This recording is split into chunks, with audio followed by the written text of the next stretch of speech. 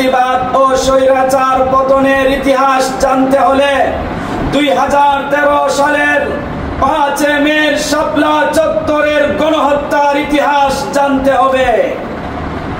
যেই শাপলা চত্বরে নবীর ইজ্জতের হেফাজতের জন্য ও নাস্তিক মুরতাদদের সকল প্রকার ষড়যন্ত্র ও চক্রান্ত থেকে দেশ ও জাতিকে রক্ষা করার জন্য হেফাজতে ইসলামের ডাকে সাড়া দিয়ে লক্ষ লক্ষ উলামায়ে কেরাম ও ইসলাম প্রিয় তাওহীদি জনতা শান্তিপূর্ণ সমাবেশ করেছিল।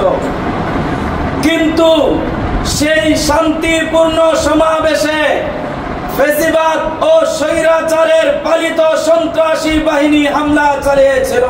রাতের অন্ধকারে বিদ্যুৎ সংযোগ বিচ্ছিন্ন করে, ইন্টারনেট সংযোগ বিচ্ছিন্ন করে, সমস্ত মিডিয়া বন্ধ করে দিয়ে ফ্যাসিবাদ ও স্বৈরাচারের পালিত সন্ত্রাসী বাহিনী এবং ভারতের ভাড়াটিয়া অবৈধ সেনাদের মাধ্যমে নিরস্ত্র লক্ষ লক্ষ উলামায়ে কেরাম ও ইসলাম প্রিয় তাওহীদি জনতার উপর গণহত্যা চালানো হয়েছিল।